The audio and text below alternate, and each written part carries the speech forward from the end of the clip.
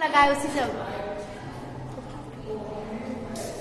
नमस्कार, मैं निशांत कुमार।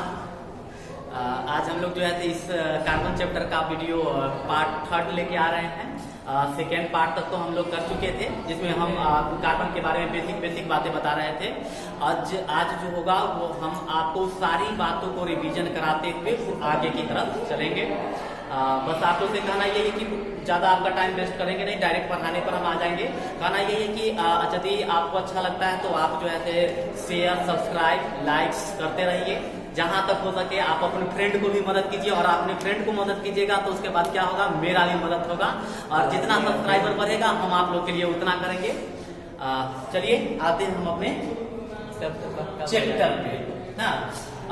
दिन हम बता रहे थे आपको कि कार्बन चैप्टर पढ़ रहे हैं, जिसमें ऑर्गेनिक केमिस्ट्री के बारे में बात कर रहे थे। ऑर्गेनिक केमिस्ट्री के बारे में बात कर रहे थे। ये सही ऑर्गेनिक केमिस्ट्री के बारे में बात कर रहे थे। तो ऑर्गेनिक केमिस्ट्री में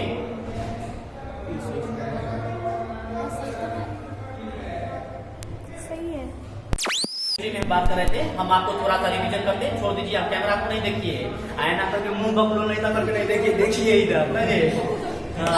ऐसे मुंह ना कहना, बायोलॉजी पढ़ाई होता है इधर किसको।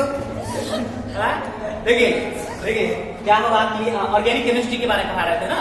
हम बोले थे कि जो ऑर्गेनिक केमिस्ट्री क्या होता है, ध्यान से सुनिएगा, सारी बात हम आपको पूरा रिवीजन करवा देते हैं। Organic chemistry is that branch of chemistry.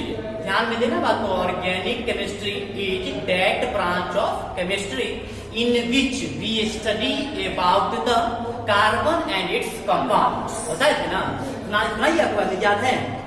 पूरा नहीं सुनाइए, बोलिए सर एक बार रिपीट करिए। और हम फिर से रिपीट कर देते हैं। ओके, ऑर्गेनिक केमिस्ट्री किसको कहते हैं ना?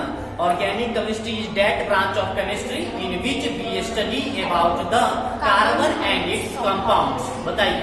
Organic chemistry is that branch of chemistry in which we study about carbon and its compounds. Carbon and its compound, सही है। उसके बाद देखिए, ऑर्गेनिक केमिस्ट्री बताने के बाद जो है हम आपको बताए थे ऑर्गेनिक कंपाउंड बताए थे। क्या बताए थे बोलिए तो? ऑर्गेनिक कंपाउंड बताए थे। याद आ रहा है आपको? हम आपको फिर से रिपीट कर देते हैं। मतलब कि कार्बन से मिलके बने हुए यौगिक को जो है हम क्या कहते हैं? ऑर्गेनिक कंपाउंड कहते हैं। यानी कि those compound which are made of carbon या the compound of carbon is called organic compound. समझे ना? कार्बन से मिल करके जितने भी कंपाउंड बने हुए हैं सभी कंपाउंड को हम लोग क्या कहते हैं? ऑर्गेनिक कंपाउंड कहते हैं। इतना तो हम बता दिए थे। इसका बेसिक के बारे में हम आपको बताए थे 11th 12th में क्या पढ़ना है, फिर उसको छोड़िए। हम आपको बताए थे कि इसमें कार्बन क्या है, कि ये एक जो है एलिमेंट है। जरा याद कीजिए, क्या है? एलिमेंट है। एलिमेंट में ये क्या है बोलिए?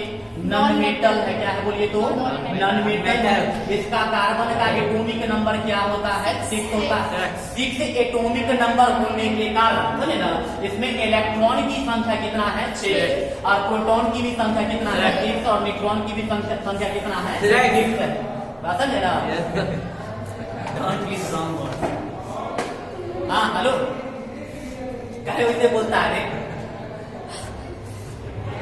सीखने पर ध्यान रखो ना, कहाँ दिमाग रहता है। हम दूसरे को सिखाने के लिए वीडियो रिकॉर्ड करते हैं, जो सामने में बैठा है वो मजाक कर रहा है। अरे छोड़िए इस बात को। इलेक्ट्रॉन की संख्या कितना हो गया? 6। प्रोटॉन की भी संख्या कितना हो? 6। और न्यूट्रॉन की संख्या कितना है? 6। आप मान लीजिए कि इसमें 6 है, उसके बाद क्या होगा? 7 होगा और 8 भी हो जाता है, जिसके कारण कार्बन का मास कितना हो जाता है? 12। उसके बाद क्या है? 40। तो कार्बन का मास 12, 13 और 14 होने के कारण इसको जो है तो हम लोग क्या कहते हैं? आइसोटोप्स कहते हैं, जिसको हम बताए थे उस दिन पेनूटॉप्स बताए थे ना। सॉरी, आइसोटॉप्स होगा ना, आइसोटॉप्स होगा, आइसोटॉप्स। इसको हिंदी में बोला जाता है समस्थानिक। क्या बोलिएगा? समस्थानिक बोला जाता है, समझे ना? क्योंकि इसका एटॉमिक नंबर सेम है, जिसके कारण इसका स्थान तो सेम ही होगा पीरियोडिक टेबल में, लेकिन इसका मास क्या हो गया? अलग अलग, जिसके कारण इसको हम लोग क्या कहते हैं? आइसोटॉप्स कहते हैं। याद रखिएगा, याद रहेगा। आइसोटॉप किसको करिएगा? जिसका एटॉमिक नंबर क्या होगा? सेम होगा, और मास नंबर क्या होगा? डिफरेंट होगा। याद रहेगा ना? अब देखिए क्या हुआ कि इसमें इसके बाद हम आपको बताए थे कि आइसोटॉप्स के बाद बताए थे कि बोर परियोजना के अनुसार बताए थे सब। यस जी। जी इसमें हम बताए थे कि Force theory. जी हम बताए थे कि इसका मास नंबर तो बता चुके हैं ना, 12, 13 और कितना होता है 14 होता है, जिसको हम लोग क्या कहते हैं आइसोटॉप्स कहते हैं। समझे? उसके बाद हम बताए थे कि एटमॉस्फेयर में ये कार्बन डाइऑक्साइड के रूप में कितना परसेंट है? 0.03%। एटमॉस्फेयर में कार्बन डाइऑक्साइड के रूप में कितना है? 0.03% है। और अर्थ क्रस्ट में कितना है? 0.02%। बात समझ रहे हैं? अब देखिए यहाँ पर ये हो गया एटमॉस्फेयर में 0.03%, अर्थ क्रस्ट में कितना हो गया? 0.02% हुआ। हम इसके बाद आपको बताए थे कि अगर अर्थ पर से ऑर्गेनिक कंपाउंड को हटा दिया जाए तो उससे हमारे जिंदगी पर क्या प्रभाव पड़ने वाला है। बात समझ रहे हैं? तो हम आपको यह भी बताए थे कि अगर ऑर्गेनिक कंपाउंड को क्या करते हैं, हम अपने पृथ्वी पर से हटा देते हैं तो यह लाइफलेस हो जाएगा, यहाँ पर जीवन संभव होने वाला नहीं है। ये चंद्रमा की तरह क्या हो जाएगा? जीवन हीन हो जाएगा, लाइफलेस हो जाएगा। ये सारी चीज हम बताए हुए हैं। हम आपको यह भी बताए थे कि सुबह से लेकर शाम तक तुझे प्यार करूं नहीं करती। सुबह से लेकर के शाम तक जितने भी ऑब्जेक्ट का हम लोग प्रयोग करते हैं वह सारे ऑब्जेक्ट किससे मिलके बना हुआ होता है? कार्बन से मिलके बना होता है ना, कुछ एलिमेंट कुछ कंपाउंड को छोड़ करके, समझे ना। उसके बाद क्या है कि हम ये भी बताए थे कि 110 एलिमेंट मिलकर के 1000 तक कंपाउंड बनाया होगा। कितना तक बनाया होगा? 1000 तक। इसका भी जो है करोड़ों पहुंचने वाला है। बात समझ रहे ना? तो इसका कंपाउंड ये अकेले जो है वो बहुत सारा क्या बना लिया है? कंपाउंड बना लिया, जिसका 2 मेन रीजन बताए थे। पहला नंबर 3 बताए थे। पहला नंबर बताए थे कि ये कार्बन क्या है? बाहुबली है, बताए थे ना। और दूसरा नंबर में क्या बताए थे कि ये कैटिनेशन प्रॉपर्टी को पालन करता है। किसका पालन करता है? और तीसरा क्या बताए थे बोलिए तो? Tetra valency. क्या बताए थे? Tetra valency. याद रहेगा? टेट्रा वैलेंसी का मतलब समझते हैं?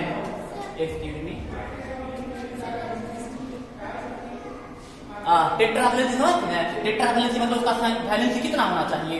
4। वैलेंसी कितना होना चाहिए? 4 होना चाहिए, समझे ना।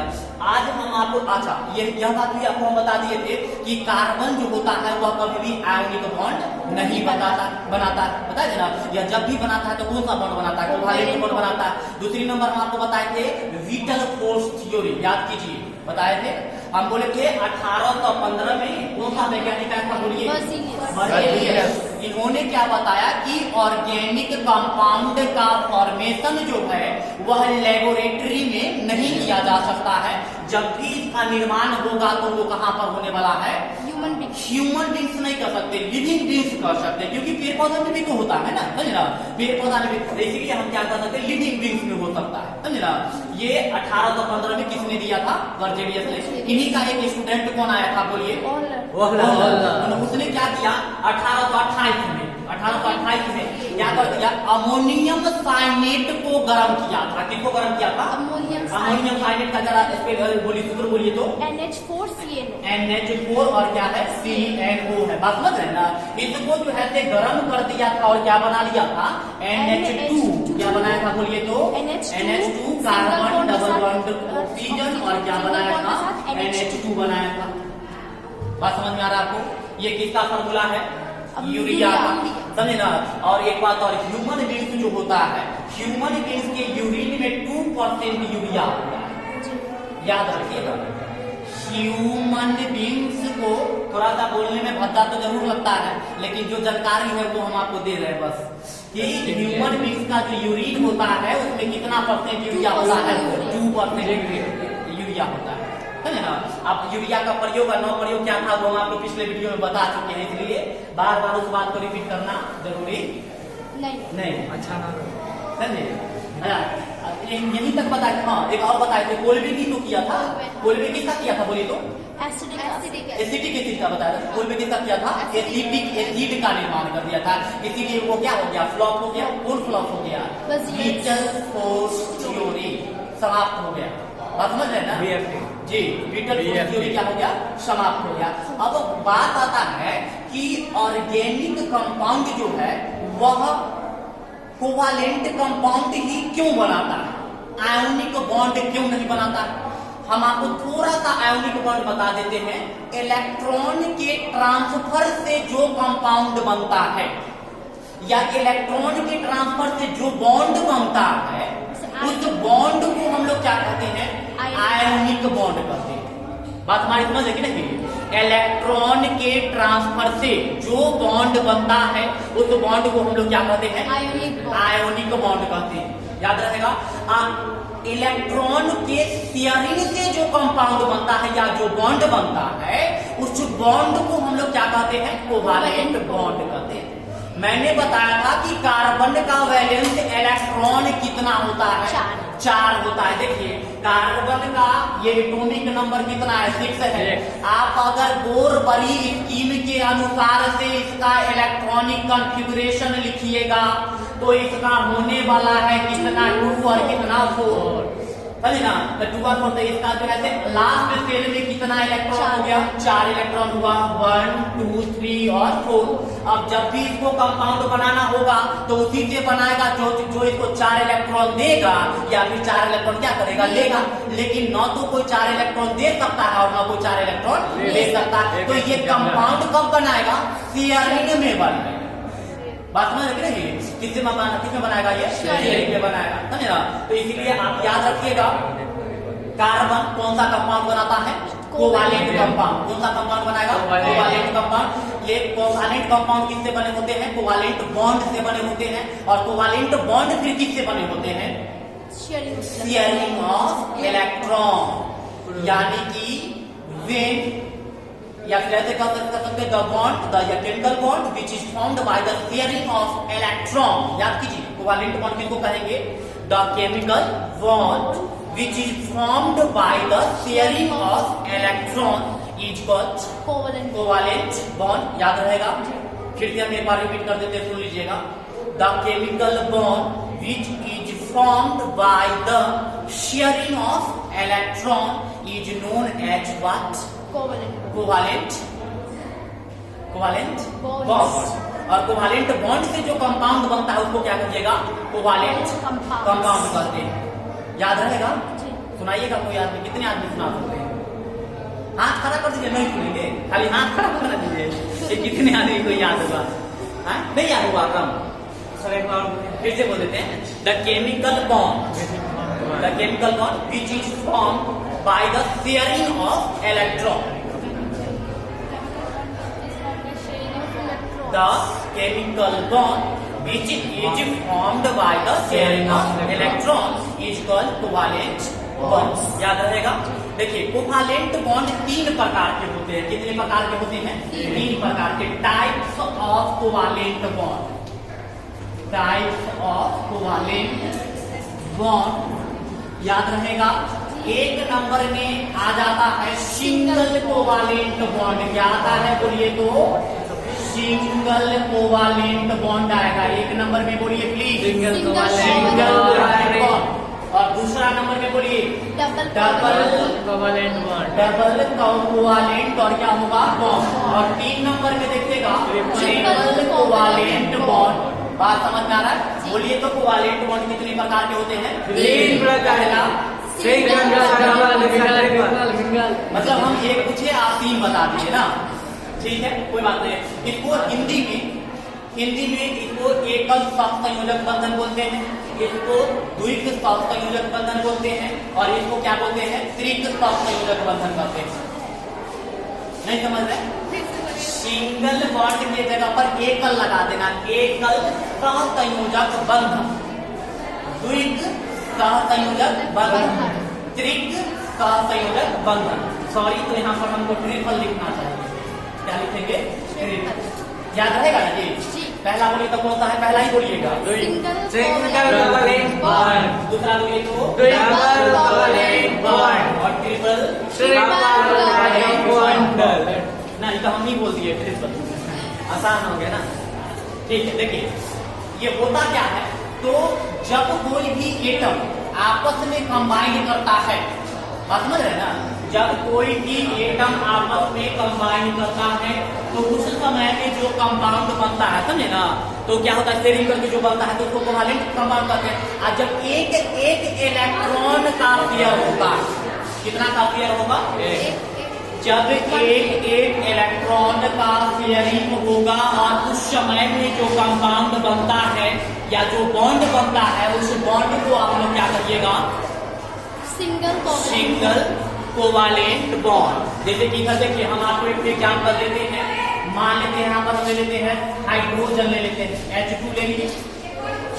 इधर देखिए सीखिए, फिर हम आपको दोबारा सिखाएंगे, अभी भी आप सीखने का कोशिश कीजिए। हाइड्रोजन हो गया, हाइड्रोजन का एटॉमिक नंबर कितना होता है? 1। इसका इलेक्ट्रॉनिक कॉन्फ़िगरेशन कितना होगा? 1। अब क्या होगा कि ये hydrogen atom mono atomic form में नहीं रहता है। मोनो एटॉमिक मतलब सिंगल एटम के रूप में नहीं रहेगा। अब ये क्या चाहेगा कि हम क्या कर ले अपना, इसका तो ऑक्टेट कंप्लीट नहीं होगा, चाहेगा डिप्लेट कंप्लीट कर ले। क्या कंप्लीट करना चाहेगा? डिप्लेट कंप्लीट करना चाहेगा। अब ये क्या करेगा? देखिए इसके पास अंतिम सेल में कितना इलेक्ट्रॉन है? 1 इलेक्ट्रॉन। बात समझ रहे हैं? कितना इलेक्ट्रॉन है? 1 इलेक्ट्रॉन है। ठीक है, अब देखिए क्या होगा कि हाइड्रोजन के पास में अंतिम सेल में कितना इलेक्ट्रॉन हो गया? 1 इलेक्ट्रॉन। अब क्या करिए कि इसको अगर कोई एटम 1 इलेक्ट्रॉन दे देगा तो इसका क्या होगा? डिप्लेट कंप्लीट हो जाएगा। बात समझ रहे ना? तो ये क्या करेगा? अपने ही भाई से कहेगा चलो हम दोनों क्या कर लेते हैं, शेयरिंग कर लेते हैं। अब ये हाइड्रोजन का इलेक्ट्रॉन ये ले लिया तो इसके अंतिम सेल में कितना इलेक्ट्रॉन हो गया? 2 हो गया। और इसके पास में अपना कितना था? 1 और 1 इसने ले लिया बगल वाला से, तो कितना हो गया? बोलिए तो 2 हो गया। और इस प्रकार से क्या बन गया? H2 बन गया। समझ में आ रहा है बात? फिर हम एक और बताते हैं, देखिए Cl2 के बारे में बताते हैं। किसके बारे में बताते हैं? Cl2 के बारे में। Cl2 का मतलब क्या होता है? क्लोरीन होता है। क्लोरीन का एटॉमिक नंबर बोलिए 17। क्लोरीन का एटॉमिक नंबर कितना होगा? 17। यदि किसी आदमी को नोट करना होगा तो आप स्क्रीन शॉट ले लीजिए या वीडियो को पॉज करके आप कर सकते हैं काम जो भी करना हो। हंसना नहीं है। एक बात हम बता रहे थे, गए हुए थे ना वहाँ पर दरबार था जी ना, तो उसमें क्या हुआ कि सुबह क्या होता है, जल्दी जल्दी क्या होता है, क्रिएट होता है। हम लोग सुबह में क्या था, क्लास पकड़ना था कोचिंग वाला, तो हम तो देखिए सवेरे चलेंगे तो क्लास पकड़ लेंगे, लेकिन ठंडा बहुत था इसलिए हम चले नहीं। तो हम क्या किए, सवाल भी सब उठता सवेरे प्रेस करने हम गए तो सवेरे उठ के गए बाथरूम में। आप देखिएगा ना बाथरूम का गेट जो रहता है ना वो दोनों की डिस्टेंस में रहता है, पूरा लगा हुआ, पूरा सेटिंग कवर नहीं रहता है। जिसका अपना बड़े आदमी जो भी है तो उसका पूरा कवरिंग रहता है। यहाँ वाला जो गेट बनाता है ना वो क्या करता है, 2 उंगली छोड़िए देता है, ना तो देखिएगा उनकी पार्टी दिखाई दे देता है। तो देखिए नहीं, अब क्या हुआ कि हम अंदर में थे, अब अंदर में से क्या हुआ, अब क्या होता है उसका जो ब्लॉक जो लग रहा था ना तो थोड़ा सा ही लग रहा था, समझे ना, थोड़ा सा। तो क्या कहते हैं कि ऐसे करके गेट उंगली फंसा दिया गेट में, तो इसको लगा कि अंदर से फंसा हुआ वो जोड़ते खींच रहा, हम उन्हें से डाले हम उन्हें जोड़ते खींच रहे हैं, ने जोड़ते खींच रहा है, समझे ना। तो उसके बाद तो जो सिचुएशन हुआ तो छोड़िए दीजिए, क्या सिचुएशन हुआ था। चलिए आगे देखते हैं कहाँ पर गए। H2 Cl2 बता रहे थे ना, देखिए छोड़िए Cl2 के बारे में। अब देखिए दूसरे जगह पर रहिएगा तो आपको दूसरे के कंडीशन से चलना होता है। हम क्या समझे कि यहाँ क्या आदमी 4 बजे उठ जाता है, हम तो सवेरे उठ करके अपना हमको यहाँ पर क्लास करने जाना था, देखिए आ रहे थे, चलिए ना सिचुएशन का बना क्या Cl2। सुनिए देखिए थोड़ी क्लोरीन का एटॉमिक नंबर कितना होता है, तो 17 होता है। इसका 2 बड़ी स्कीम के अनुसार इसका इलेक्ट्रॉनिक कॉन्फ़िगरेशन क्या होगा, पहला वाला में कितना 2, दूसरा वाला में 8 और तीसरा वाला में 7। अब देखिए इसमें क्या है कि 7 अंतिम इलेक्ट्रॉन, सॉरी वैलेंस इलेक्ट्रॉन कितना है इसके पास, 7 है। कितना है बोली तो 7 है।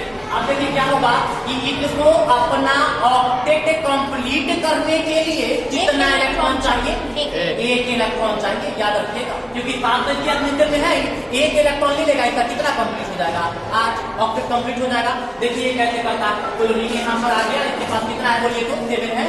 देखिए 1 2 3 4 5 6 और ये कितना हो गया 7। और दूसरा ले लीजिए एक और क्लोरीन हो गया, यहाँ पर लेते हैं 1 2 3 4 5 6 और कितना हो गया 1 ले लेते हैं, क्या ये वाला ले लेते हैं, कितना 7 ले लेते हैं। बात समझ रहे नहीं। अब क्या हुआ, ये क्लोरीन के पास में देखिए तो अपना क्या है 2 2 4 2 6 कितना है 7, ये चाह रहा था कोई मिल जाए जिससे हम क्या कर ले, संयोग कर ले, कंबाइन कर ले। ये ना पूरा मार्केट में खोज लिया, कहीं भी इसको कोई मिलने वाला नहीं था, तो आकर के उदास से क्या हो गया, बैठ गया। दूसरा क्लोरीन परमाणु भी मार्केट में खोज रहा था कि कोई दूसरा मिल जाता तो हम भी क्या कर लेते, कंबाइन कर लेते। लेकिन क्या हुआ, इसको कोई मिला था नहीं, तो दोनों उदास होकर के बैठा था, एक के जगह पर दोनों का मुलाकात हो गया। अब बचा है क्या कि जिसका मुझे था इंतजार नहीं, या फिर ये भी होगा, चाहे ये कार्बन लिख दिया, कहा चलो हम एक इलेक्ट्रॉन तुमको दे देते हैं और तुम एक इलेक्ट्रॉन क्या करो, हमको दे दो, और दोनों आदमी का क्या होगा, काम चल जाएगा, समझे ना। तो ये कहा ठीक है, इसको इसको दे दिया। आप देखिए कि हम सेल में क्या इलेक्ट्रॉन हुआ, आज को हुआ। तो अब क्या करेगा, ई कहेगा, जानते हैं उसके पास अपना देखो क्या है, 2 2 4 2 6 और एक ये क्या है 7, बता रहे ना। एक इलेक्ट्रॉन इसको दिया है, किससे लेगा है ना, तो इससे एक इलेक्ट्रॉन ले लेगा, आकर ऊपर का क्या हो गया, फिर कंप्लीट हुआ। और यहाँ पर क्या बन जाएगा, Cl2। अब ये गाना क्या करेगा जानते हैं, बहादुर फूल बरसाओ मेरा महबूबा, तब ना दोनों कंप्लीट करेगा, नहीं कंप्लीट करेगी नहीं, नहीं। दूसरा आपको बता देते, ये समझ आ रहा है आपको, बना लीजिएगा घर पर, ठीक है। अभी और सारा क्वेश्चन देते हैं कि आप बना करके लाइएगा। इसमें कितना इलेक्ट्रॉन का थ्योरी होगा, तो बोलिए एक इलेक्ट्रॉन का होगा, बोलिए कौन सा बॉन्ड है इसमें, सिंगल बॉन्ड। कौन सा बॉन्ड है, सिंगल बॉन्ड है, बस है ना। एक इलेक्ट्रॉन का शेयरिंग होगा तो सिंगल बॉन्ड, 2 इलेक्ट्रॉन का होगा तो डबल बॉन्ड, और 3 इलेक्ट्रॉन का शेयरिंग होगा तो ट्रिपल बॉन्ड होगा, बस है ना। ठीक,